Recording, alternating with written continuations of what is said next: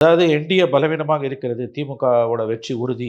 234 தொகுதிகளிலும் ton deal. போட்டிய தொறக்க வேண்டியதான் அப்படின்ற ஒரு கருத்து இன்றைக்கு மாற ஆரம்பித்திருக்கிறது. டிடிவி உள்ள வந்த உடனேயே திமுக சார்பு ஊடகங்கள் அவர்களுடைய ரியாக்ஷன் அதை பார்த்தீங்கன்னா, அவர்கள் எப்படி கதறுகிறார்கள் என்பதை பார்த்தீர்கள் என்றால், இது எங்கேயோ அவங்கள இடிக்குதுன்றது நல்லாவே தெரியுது. வாக்கு வங்கி தான் அங்கே முக்கியம். உங்களுக்கு ஓட் ட்ரான்ஸ்ஃபர்ன்றது வந்து திமுக வேணுமா வேணாமான்னு பார்க்கும்பொழுது, டிடிவியோட வாக்கு வங்கி கணிசமான வாக்கு வங்கி. அது 1/2% 1% அது ஆன்டி டிஎம்கே. அது முக்குலத்தோரா இருந்தாலும் ஆன்டி டிஎம்கே தான். அது கவுண்டருக்கு போட மாட்டாங்க என்பது என்னை பொறுத்தவரையில் பரவலாக ஏற்றுக்கொள்ள முடியாத ஒரு கருத்தாகத்தான் நான் பார்க்கிறேன். ஆகவே இந்த அலைன்ஸ் ஒரு சக்ஸஸ்ஃபுல் அலைன்ஸ் தான்.